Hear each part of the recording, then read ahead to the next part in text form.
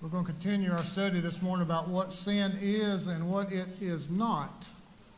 Last week we talked about sins against God, those things that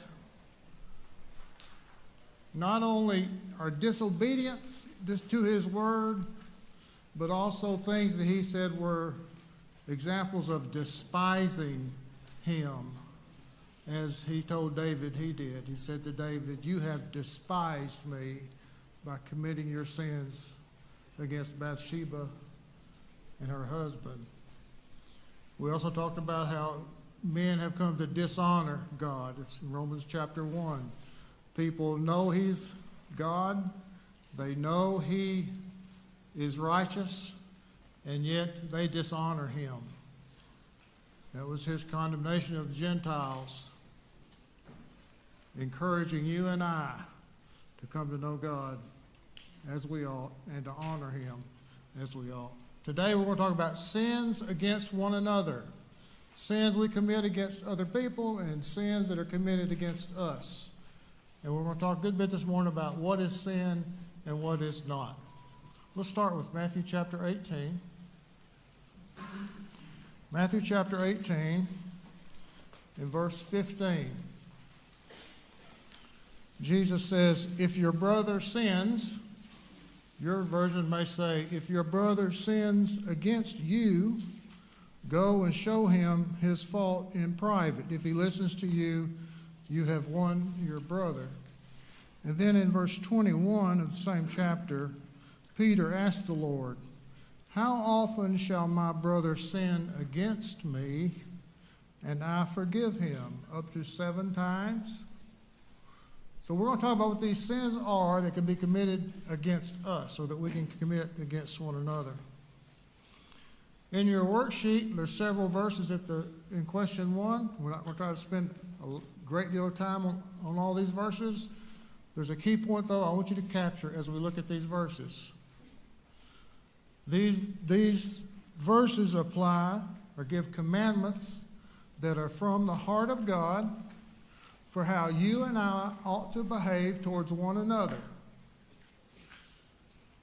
You recall in the 10 Commandments, God had commandments that applied to our relationship with God, and then there were commandments that referred to our relationship with one another. We're going to look at some of those and others very quickly this morning. Ephesians 6 and verse 2 says, "Honor your father and your mother." A very old commandment, goes back to long before the law of Moses was established. Why? Why would God give such a commandment? You got any thoughts?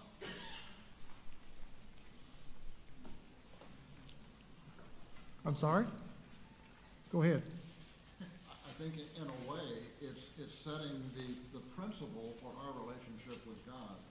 We learn to honor our parents who provide for us and love us and care for us. Yep. And that then is an easy transition as we come to know God to transfer that same kind of love and obedience to Him. Okay. So as we obey and honor father and mother, we also learn to honor and obey the Father. Okay, an important lesson. I think we want to see that this is coming from the very beginning. It is from the very heart of who God is. It is His nature for us to be in His image and try to be like Him. We must understand what His nature is. And this command, all the commands we're going to look at, are coming from the nature of God, and they apply to all relationships. We're going to see some commands where people are going to say, "That doesn't apply to me." But it does. God applies this to all of your relationships. You especially hear this argument when it comes to marriage, divorce, and remarriage. The law does not apply to me, but it does. God holds you amenable to His laws, just like He does all men. Okay? Let's look at Matthew 5, 21 and 22.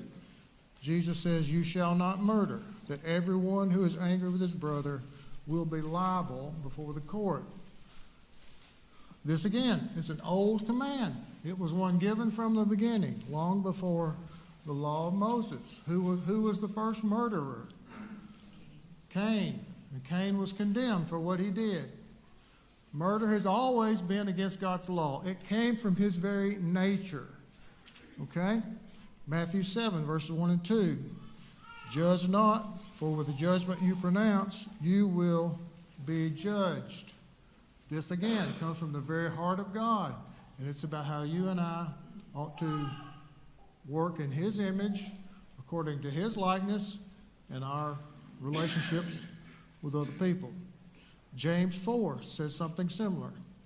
Do not speak evil against one another, brothers. The one who speaks against a brother or judges his brother speaks evil against the law and judges the law.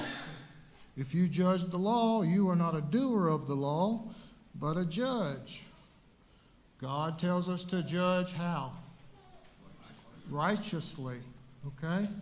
He tells us to judge according to truth, according to justice, but also according to mercy, just like he does. Okay? 1 Thessalonians 4, 3 through 6. I'm not going to read this, but this is the command about fleeing sexual immorality. This was a command given to Adam and Eve. It was before the law of Moses was established. Sexual immorality has always been God's intent for mankind. Same in Hebrews 13:4. Let marriage be held in honor among all, and let the marriage bed be undefiled. God will judge the sexually immoral and adulterous. These are commands established from the beginning. Ephesians 4, verse 28. We have a commandment about stealing, about cheating, about sharing. Let the thief no longer steal, but let him labor, doing honest work with his own hands, so that he may have something to share with anyone in need. There again, you see one from the heart of God. It had to be established from the very beginning. Ephesians 4:25, another one about falsehood.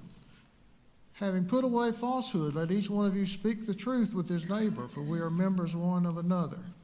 Colossians 3:9, another one. Do not lie to one another, seeing that you have put off the old self with its practices.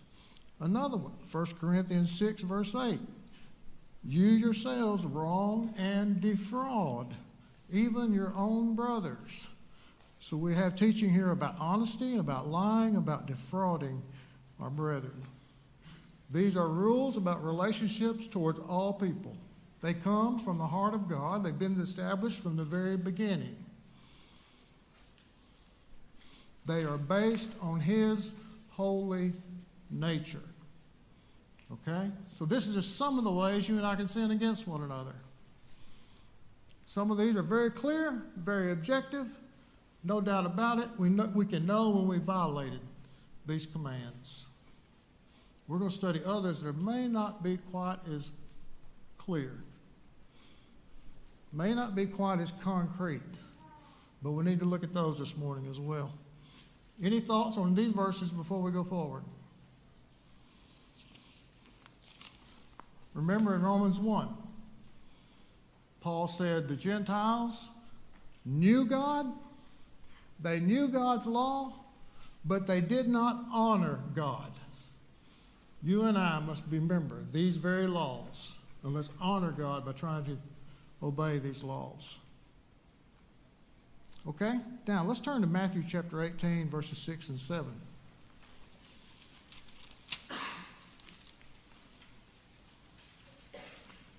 Jesus here is speaking.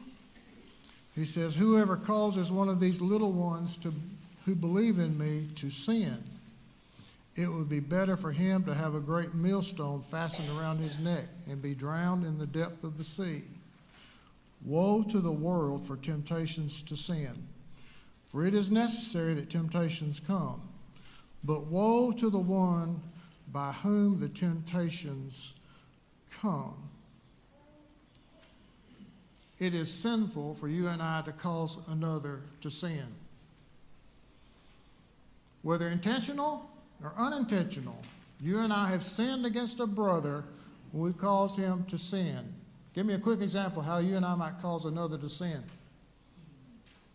I'm sorry?